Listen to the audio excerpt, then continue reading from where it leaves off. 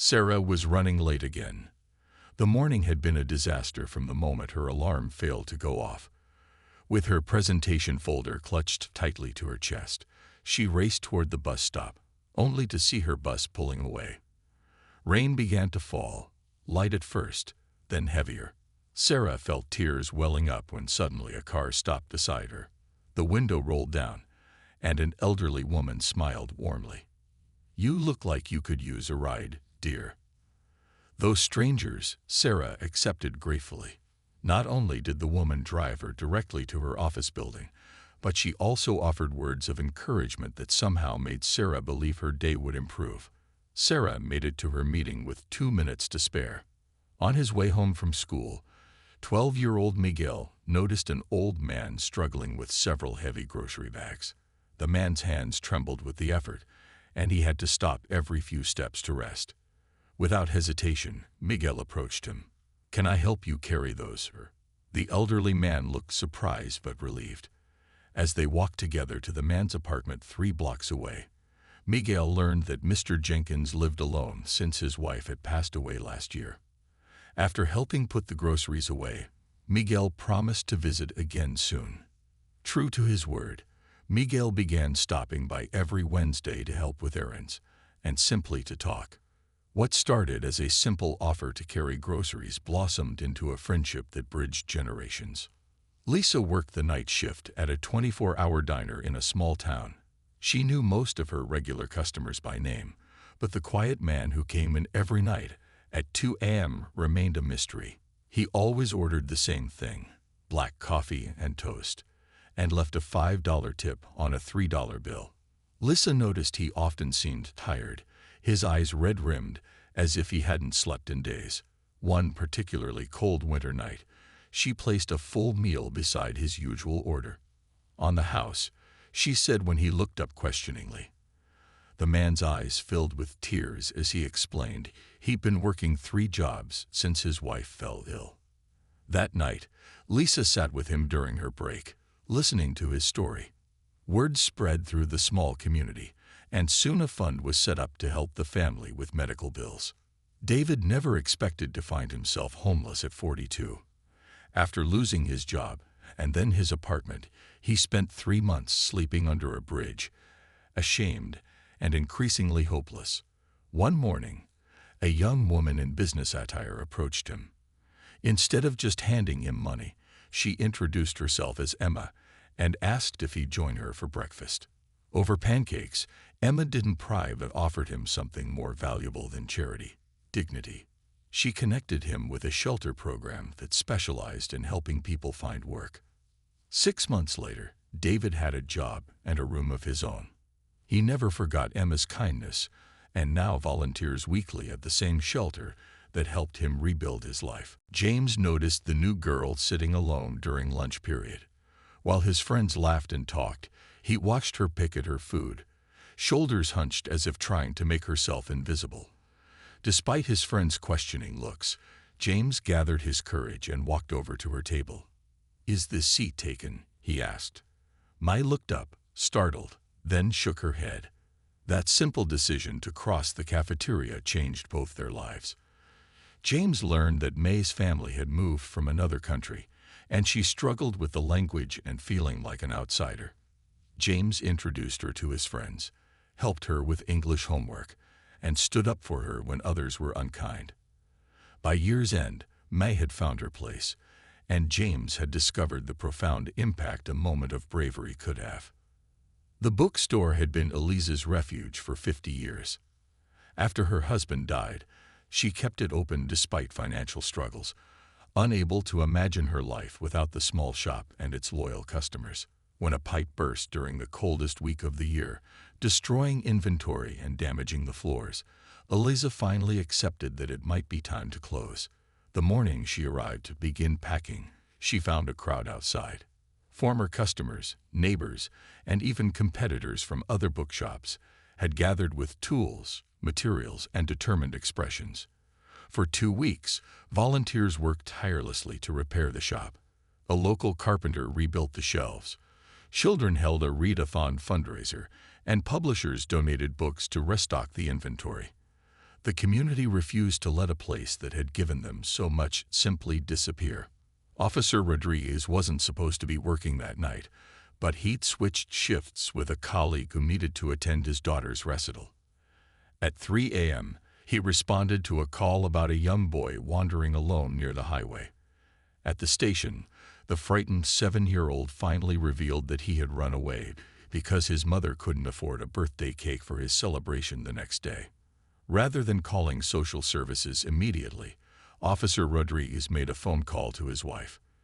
Together with a few other officers, they organized a surprise birthday party at the station while they located the frantic mother. When she arrived, relief flooding her face, the officers presented her not only with her son but also with grocery gift cards collected from staff members. What could have been a traumatic experience became a memory of kindness. The nursing home residents rarely had visitors, especially on holidays. Nurse Abigail noticed how they would watch families come and go to visit the few fortunate enough to have regular company. One December, she mentioned this to her daughter's 4th-grade teacher. The result was Adopt a Grandparent, a program where school children were paired with residents. They exchanged letters, artwork, and eventually regular visits. For many residents, these relationships brought renewed purpose.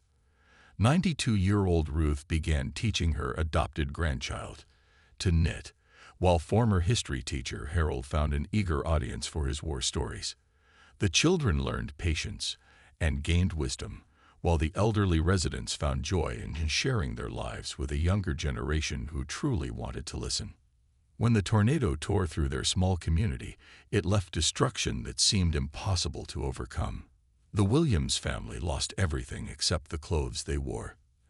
As they stood staring at the remains of their home, a neighbor they had barely spoken to approached them. "I have an empty guest house," he said simply. "It's yours as long as you need it." This single act began a chain reaction. Another neighbor brought clothes, someone else organized meals, and a local construction company prioritized rebuilding their home at cost. 6 months later, when the Williams family moved back into their rebuilt house, they found it furnished with donations and decorated with welcome signs. As they settled in that night, Mrs. Williams made a promise to herself. This tragedy had taught her the true meaning of community, and she would spend the rest of her life passing it forward. Miguel was a 12-year-old boy who lived with his mother in a small apartment in the city.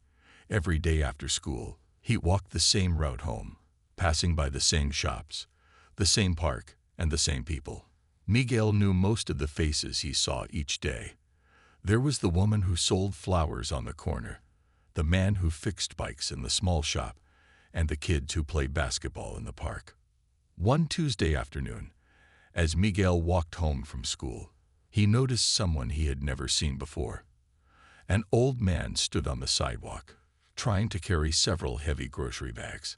The man's hands shook, and he had to stop every few steps to put the bags down and rest. Miguel watched as the old man struggled. He could see that the man's face was red from the effort, and he was breathing hard. Some people walked past the old man without looking at him. Others glanced his way but kept going. Miguel thought about his own grandfather, who lived far away in another country. He wondered if someone would help his grandfather if he needed it. Miguel decided he couldn't just walk by. "Excuse me, sir," Miguel said as he approached the old man. "Can I help you carry those bags?" The old man looked up, surprised. His eyes, blue and watery with age, studied Miguel for a moment. "That's very kind of you, young man," the old man said with a voice that sounded rough but gentle. "These bags are heavier than I thought they would be." "I'm Miguel," the boy said, reaching for 2 of the heaviest bags. "Where do you live?" "I'm Mr. Jenkins," the old man replied. "My apartment is 3 blocks from here." As they walked together, Miguel learned that Mr. Jenkins had lived in the neighborhood for 50 years. He had been a teacher before he retired. His wife had died last year, and now he lived alone. His children lived in other states and only visited a few times a year. "It's harder to do simple things now," Mr. Jenkins explained as they walked slowly down the street. "Going to the store used to be easy. Now it's an all-day adventure. Miguel listened and asked questions. He found out that Mr. Jenkins loved baseball, just like him. They talked about their favorite teams as they walked the 3 blocks to the old man's apartment building. When they reached the building, Miguel carried the bags up 2 flights of stairs because the elevator was broken. Inside the apartment, he helped put the groceries away. The apartment was clean, but very empty and quiet. "Thank you for your help, Miguel," Mr. Jenkins said when they finished. "Would you like a cookie? I bought them fresh from the bakery today." Miguel smiled and said yes. They sat at the small kitchen table, eating cookies and talking more about baseball. Miguel noticed old photos on the walls of Mr. Jenkins with his wife and children. He also saw many books on the shelves. When it was time to leave, Miguel felt sad thinking about Mr. Jenkins being alone in the quiet apartment. "I walk home from school this way every day," Miguel said at the door. "Maybe I could help you with your groceries again next time you go shopping." Mr. Jenkins' eyes lit up. "That would be wonderful. I usually go to the store on Wednesdays." "Then I'll see you tomorrow," Miguel promised. "And maybe you can tell me more about that famous baseball game you went to in 1975. The old man smiled, and it made his whole face look younger. "I'd like that very much." As Miguel walked the rest of the way home, he felt good inside. He had made a new friend, and he had helped someone who needed it. He decided he would ask his mother if they could invite Mr. Jenkins for dinner sometime. What started as a simple offer to carry groceries was the beginning of something important. Miguel didn't know it yet, but his small act of kindness would grow into a friendship that would bring joy to both of their lives. Lisa worked the night shift at a small diner called Sonny's, even though it was open all night when the sun was not shining. The diner sat on the edge of town, its bright lights a beacon for truck drivers, night workers, and people who couldn't sleep. Lisa had worked there for 5 years now. She knew most of her regular customers by name and often had their orders ready before they even sat down. Every night at exactly 2 a.m., a man in a worn blue jacket would come in and sit at the same corner booth. He always ordered the same thing: a cup of black coffee and a piece of toast. Nothing more, nothing less. And every night, he would leave a $5 tip on a $3 bill. Lisa noticed this man was different from her other customers. He never talked much.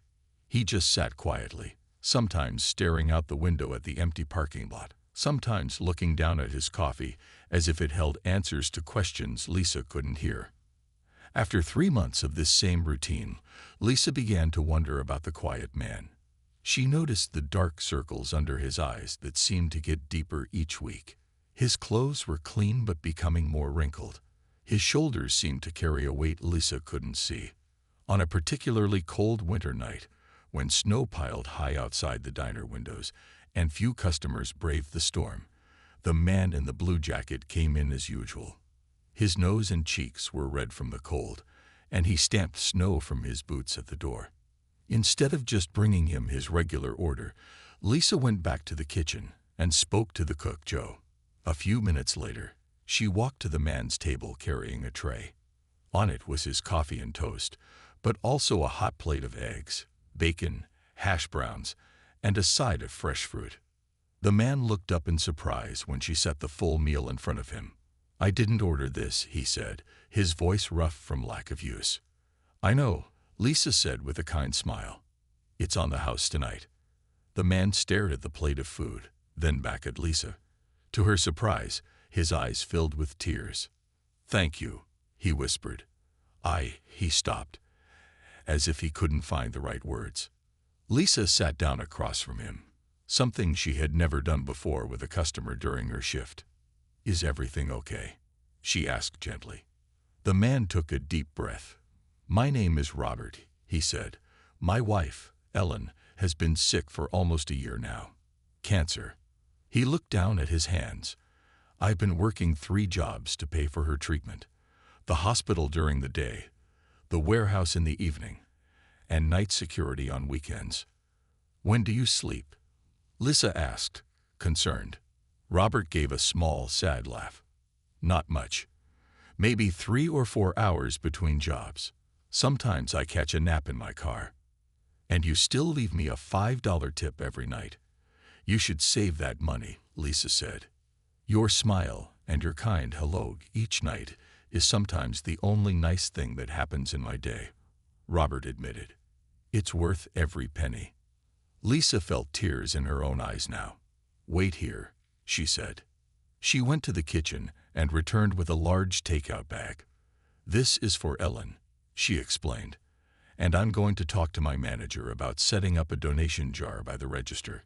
This town is small, but the people have big hearts. The next night, Lisa had the jar ready. She wrote a small sign explaining Robert and Ellen's situation. By the end of the week, the jar was full. Word had spread through the diner's regular customers about the quiet man who worked 3 jobs to save his wife. Soon, the story reached the local radio station. The host mentioned it on his morning show. By the end of the month, people from across the county had come together to help. A local doctor offered to review Ellen's case for free. The hospital reduced some of their bills. People even offered to help Robert find a better-paying single job so he could spend more time with his wife. What started as a simple free meal had turned into something much bigger, a community coming together to lift up a family in need. David never thought he would end up homeless. 6 months ago, he had a good job at an office, a nice apartment, and plans for the future. But then the company where he worked closed down. David tried to find a new job, but weeks passed with no luck. Soon, he couldn't pay his rent anymore. First, he stayed with friends. Then, when he had used up all his welcome, he slept in his car. When the car was taken away because he couldn't make the payments, David found himself on the streets with just a backpack of clothes and a few personal items. For 3 months, David slept under a bridge near the city park. He felt ashamed and kept away from people he used to know. Each day, he would walk to the library to use the computers to look for jobs. Each night, he would return to his spot under the bridge, feeling more and more hopeless. One cold morning in October, David sat on a bench in the city park. He hadn't eaten in 2 days. His clothes were dirty, and his beard had grown long. He kept his head down, not wanting to see the looks on people's faces as they walked by. A young woman in a neat business suit was walking through the park on her way to work. She saw David sitting alone on the bench. Instead of walking faster or crossing to the other side like most people did, she stopped. "Excuse me," she said. David looked up, surprised that someone was talking to him. "My name is Emma," the woman said. "Would you like to join me for breakfast? There's a cafe just across the street." David stared at her, confused. People didn't usually invite homeless people to breakfast. "Why?" he asked. Emma smiled. "Because it's a beautiful morning, and no one should eat breakfast alone." David hesitated, then nodded slowly. He followed Emma to a small cafe. He felt out of place with his dirty clothes and unwashed hair, but Emma acted like it was perfectly normal to have breakfast with a stranger from the park. They sat at a table by the window. Emma ordered pancakes, eggs, and coffee for both of them. She didn't ask David why he was homeless or make him feel bad about his situation. Instead, she asked him about his life before, his interests, and what kind of work he used to do. David found himself telling her about his job in accounting, his love for baseball, and even about his dream to one day start his own business. "You know," Emma said as they finished their meal, "my brother runs a shelter downtown. It's not just a place to sleep. They have a program to help people find jobs. They even have a special fund to help with things like work clothes and apartment deposits." She wrote the address on a napkin and handed it to David.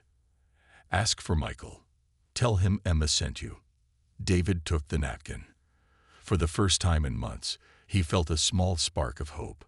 "Thank you for breakfast," he said, "and for treating me like a person." Emma smiled. "Everyone deserves to be treated with dignity, David." That afternoon, David went to the shelter. Michael welcomed him and showed him around. The shelter was clean and well run. There were beds, showers, and a room full of computers where people could work on job applications. There was even a closet of donated work clothes that people could use for job interviews. David joined the program that day. He was given a bed, clean clothes, and a chance to start over. The staff helped him update his resume and practice for interviews. They connected him with companies looking for people with accounting skills. 6 months later, David had a job at a small accounting firm and a room in a shared apartment. He still remembered that morning in the park when a stranger named Emma had seen him not as a homeless person, but as a human being who deserved kindness and respect. Now, every weekend, David volunteered at the same shelter that had helped him.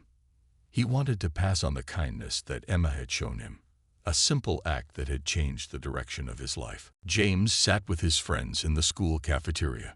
They were all talking and laughing about the new video game that had just come out. James laughed too, but his eyes kept moving to a table in a corner. A girl sat there alone, looking down at her food tray. She never looked up, and no one went to sit with her. "Who is that?" James asked his friend Tom, nodding toward the girl. "Oh, that's the new girl. Mai, I think. She just moved here from somewhere in Asia. China, maybe? Or Korea. I don't know." Tom shrugged. "Why?" James watched as Mai pushed her food around with her fork. She looked sad and lonely. James knew how that felt. 2 years ago, when his family had moved to this town, he had spent the first few weeks eating lunch alone too. "I'll be right back," James said to his friends. He stood up, picked up his lunch tray, and walked across the cafeteria. When he reached May's table, he stopped. "Is this seat taken?" he asked. Mai looked up, surprised. Her eyes were dark and unsure.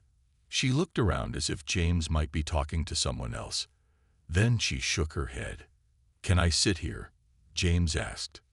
May nodded slowly. James sat down across from her. He could feel people watching them.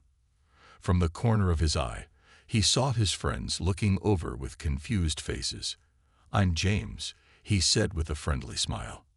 "May," she said very quietly. Her voice was soft, and she spoke with an accent. "Where are you from, May?" James asked. "Taiwan," she answered. "My family moved here last month." James nodded. "Do you like it here so far?" May looked down at her food again. "It is difficult. My English is not good, and school is different here." "Your English sounds fine to me," James said. "Better than my Spanish, and I've been taking that for 3 years." This made Mai smile a little. "What classes are you taking?" James asked. As they talked, Mai became less shy. James found out that she was really good at math and science. She was in the advanced math class, 1 level higher than James.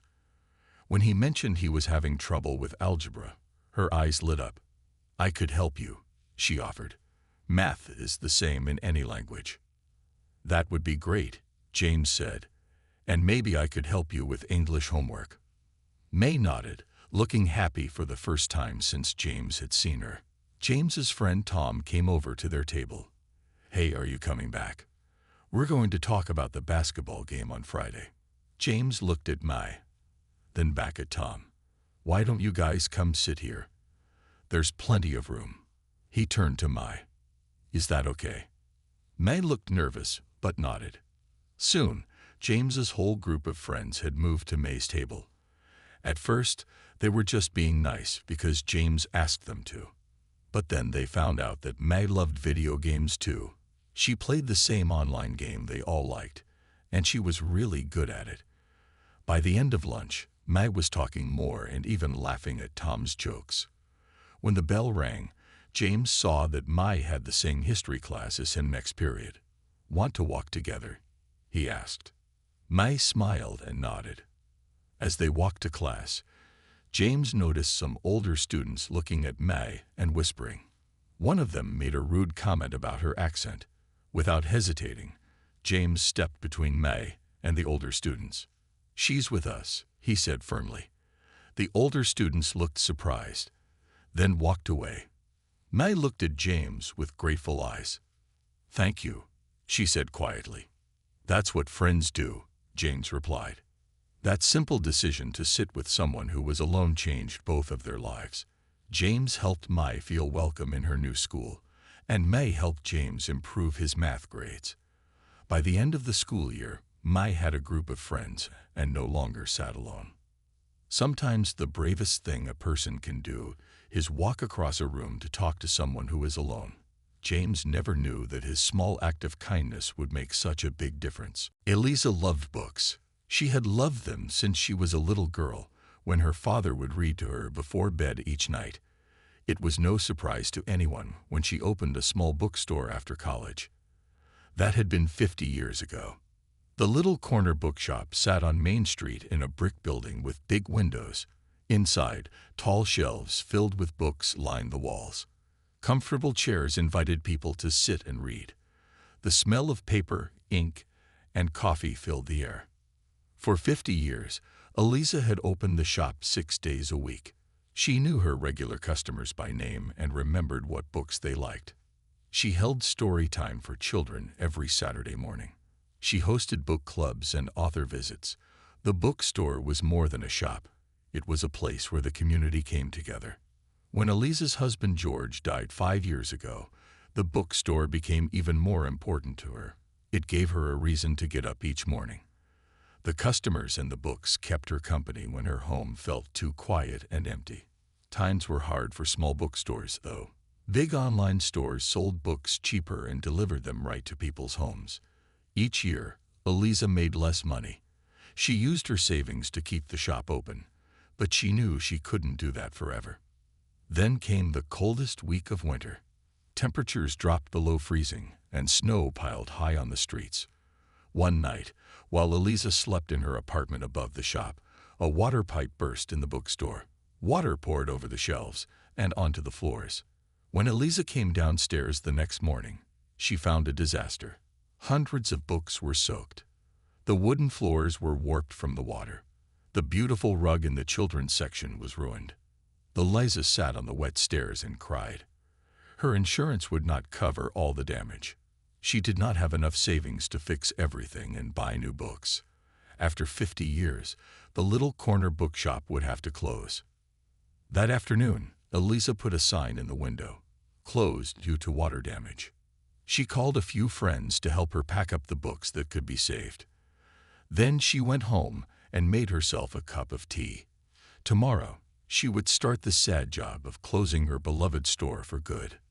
The next morning, Eliza came downstairs with a heavy heart. She was surprised to see lights on in the bookstore. When she opened the door, she could not believe her eyes. At least 20 people were already inside the shop. Some were mopping up water. Others were carefully drying books page by page. A group of men were pulling up the damaged floorboards. "What's happening?" Eliza asked, her voice shaking. Mrs. Chen, who owned the flower shop next door, came over with a cup of coffee for Eliza. "We saw your sign yesterday," she explained, and word spread. "But why?"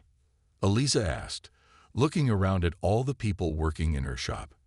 "This place matters to us," said Mr. Rodriguez, the high school English teacher. "My students need this bookshop.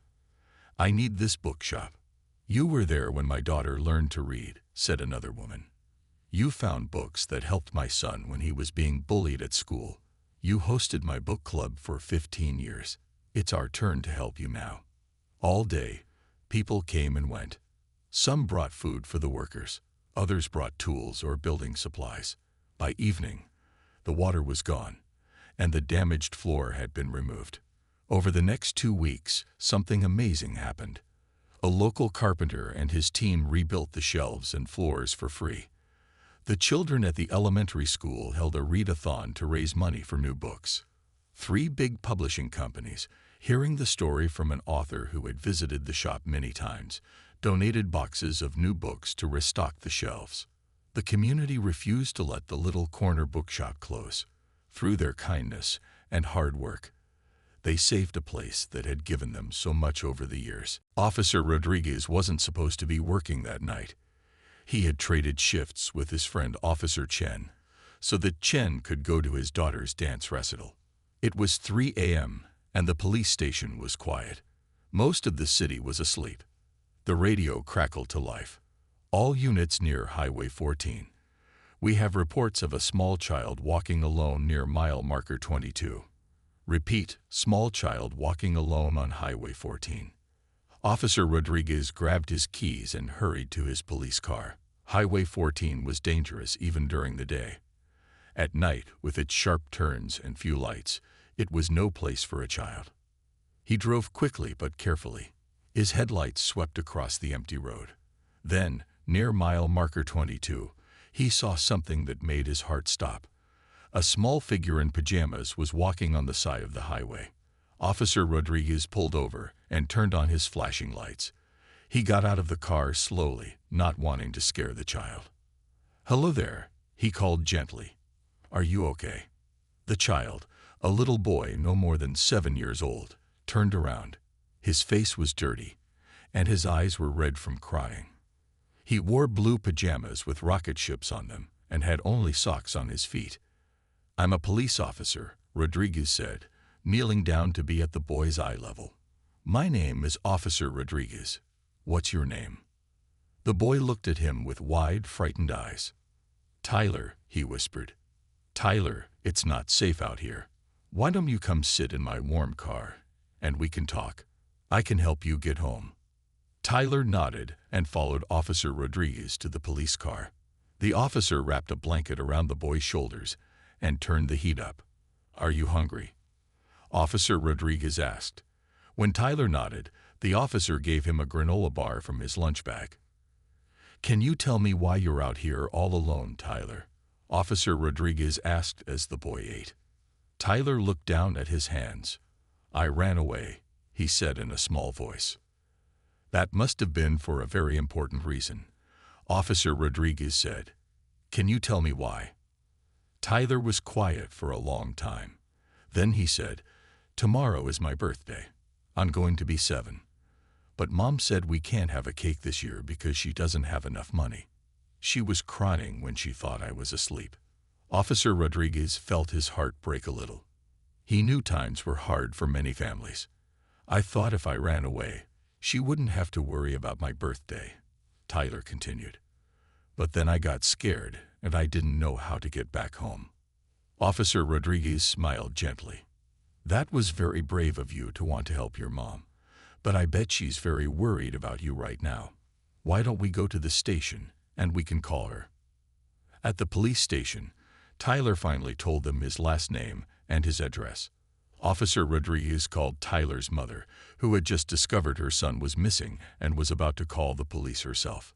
While they waited for Tyler's mother to arrive, Officer Rodriguez went to the break room, where several other officers were taking their meal breaks.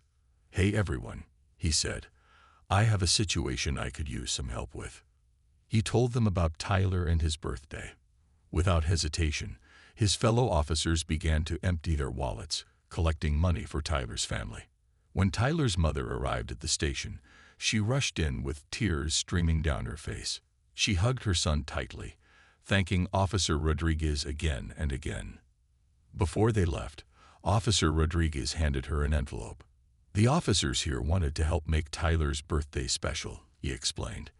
Inside the envelope was $200 in grocery gift cards collected from the police staff. "We also have something else planned," Officer Rodriguez said with a smile. "If it's okay with you, a few of us would like to stop by tomorrow afternoon with a cake and some small gifts." Tyler's mother began to cry again, but this time they were tears of relief and gratitude. What could have been a frightening end to a child's adventure became a moment of community and kindness, all because Officer Rodriguez had traded shifts with a friend. The sun was setting, and Emily could feel her heart racing. She walked slowly through the empty park, looking around carefully. Everything seemed quiet, but something did not feel right. Her backpack felt heavy on her shoulders, and she kept checking over her shoulder to make sure no one was following her. Just yesterday, she had found the old map in her grandfather's study.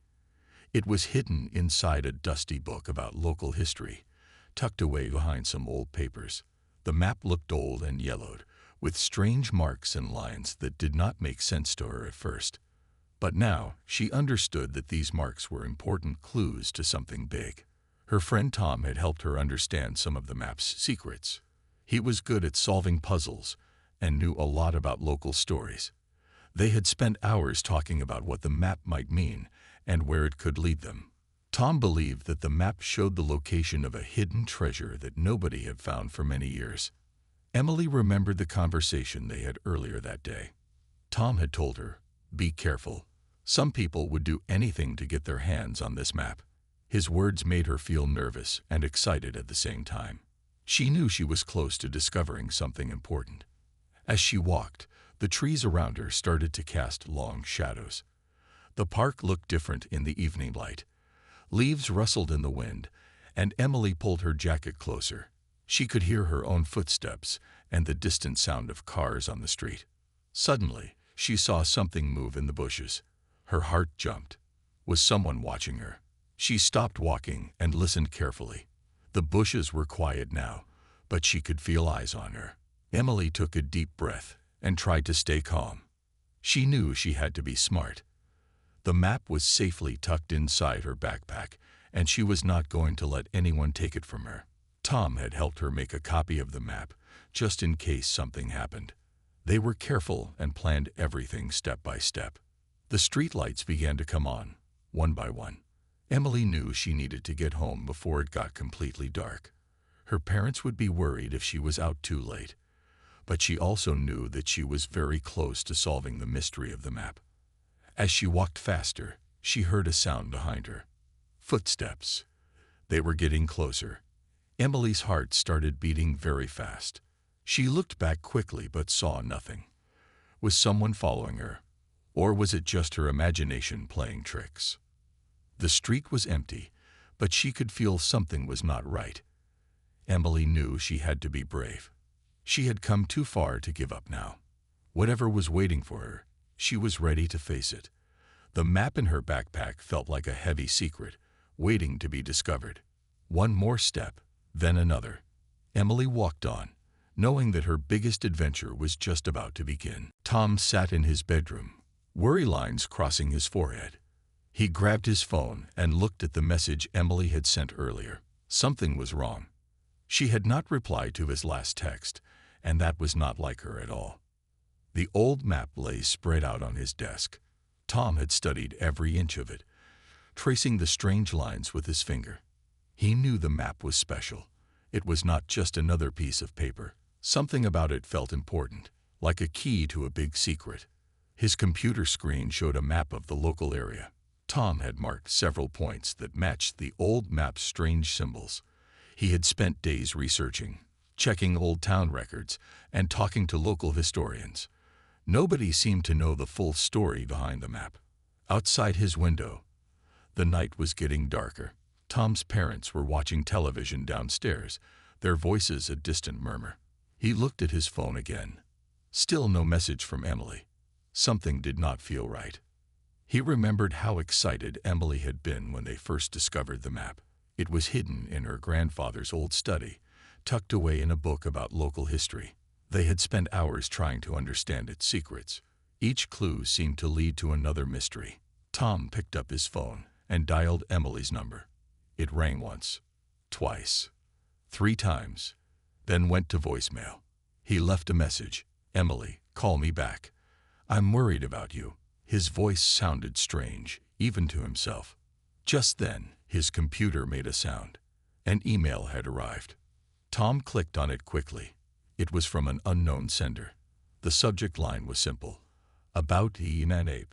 His hand started to shake as he opened the message. The email was short. It read, "Some secrets are better left hidden. Stop looking. Stop asking questions."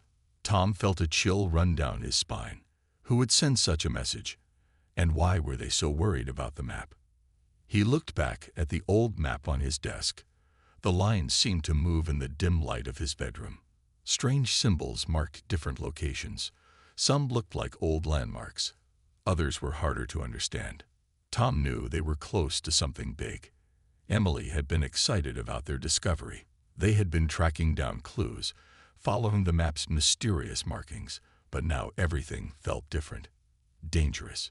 He thought about calling the police, but what would he tell them?